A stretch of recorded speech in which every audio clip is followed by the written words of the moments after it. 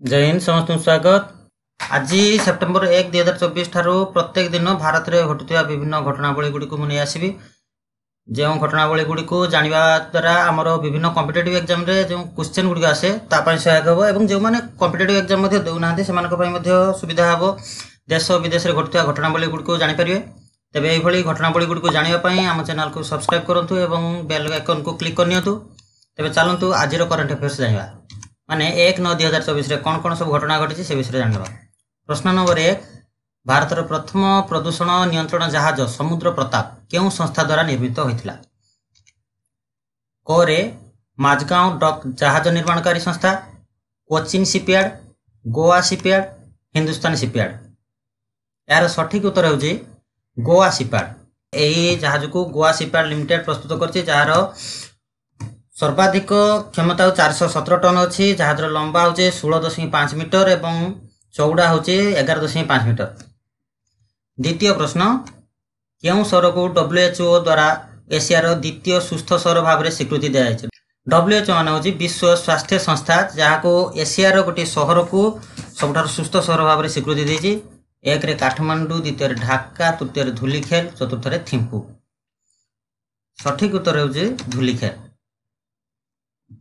यह हूँ नेपाल रे गोटे सहर। नेपाल देश गोटे आमर पूर्व उत्तर भाग में अच्छी नेपाल देश से सहर टी धुलिखेल ताकू ही WHO स्वीकृति प्राप्त करछि।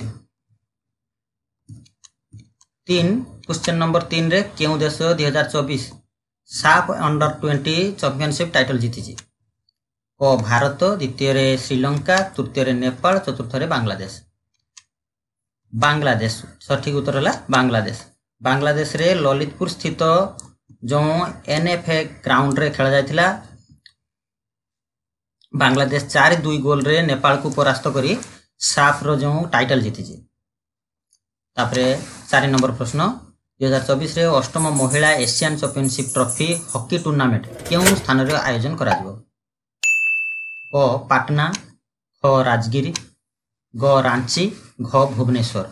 2024 मसीह अष्टम महिला एशियन चैंपियनशिप ट्रॉफी जो खेल हम से क्यों स्थान हम। सठिक उत्तर होची राजगिर। हॉकी इंडिया जो बिहार सरकार को द्वारा आयोजन हम नवेम्बर 11 ରୁ 20 तारीख भितर आयोजन हम एशियन चैंपियनशिप ट्रॉफी और यह 2023 अक्टोबर 27 ରୁ नवेम्बर 25 तारीख पर्यंत झारखंड रे रांची होइतिला। तेबे ए वर्ष 2024 रे कोठी हम नवेम्बर 11 ରୁ नवेम्बर 20 तारीख पर्यंत राजगिर रे हम। तापरे 5 नंबर क्वेश्चन होची भारत सरकार के द्वारा 33तम कैबिनेट सचिव भाव में किए नियुक्त होइछन्ति। क राजीव गौबा, ख SK भादकू, ग TV सोमनाथन, घ डॉक्टर अजय भूषण पांडे।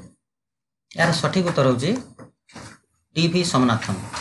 से तमिलनाडु कैडर रो 1987 बैच रो IAS ऑफिसर तांको अगस्त 30 तारीख रे भारत सरकार अनुमोदन करछन्ति 33तम कैबिनेट सचिव भाव में। 6 नंबर पंचम ग्लोबल फिनटेक फेस्ट 2024 क्यों ठारे अनुष्ठित होइतिला। क नुआ दिल्ली, ख बांगलोर, ग हैदराबाद, घ मुंबई। उत्तर होची ठीक उत्तर है मुंबई। 2024 मसीहा अगस्त 28 ରୁ 30 तारीख भितर मुंबई रे होइतिला पंचम ग्लोबल फिनटेक फेस्ट।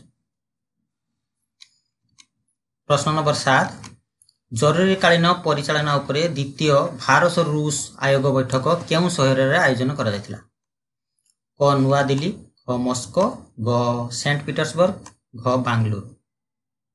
भारत एवं रूसिया भितर जो जरूरीकालीन परिचालना पाई जो बैठक होईची सेटा कोठी होईची द्वितीय थर पाई कोठी होईची। उत्तर होची मस्को।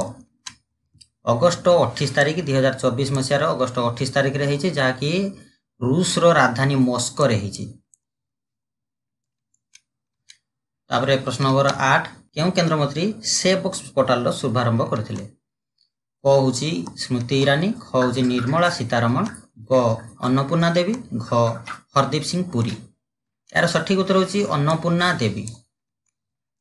केंद्र महिला एवं शिशु विकास मंत्री अन्नपूर्णा देवी जे कि कर्मक्षेत्र रे काम करथि जेउठी काम करचंती महिला माने सेमानक ऊपर जो जौन निर्यातना अभियोग होची ताको ट्रैकिंग एवं केंद्रीभूत प्लेटफॉर्म रो सेवक्स पोर्टाल शुभारंभ करचंती।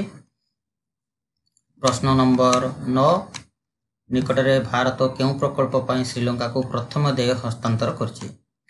क होछि रेल प्रकल्प, ख आवास प्रकल्प, ग होछि शक्ति प्रकल्प, घ सड़क निर्माण प्रकल्प।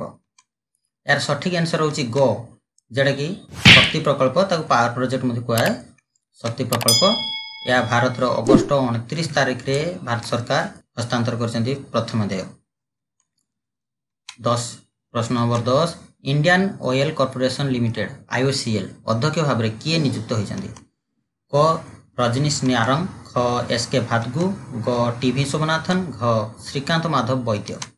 यार सठिक उत्तर होछि SK भादु।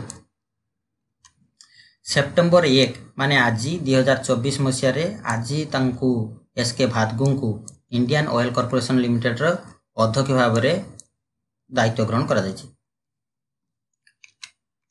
प्रश्न नंबर 11 रजनीश नारंग केउं संस्थार अध्यक्ष एवं MD भाव में नियुक्त होइछन्ती? NTPC, ONGC, HPCL एवं BPCL।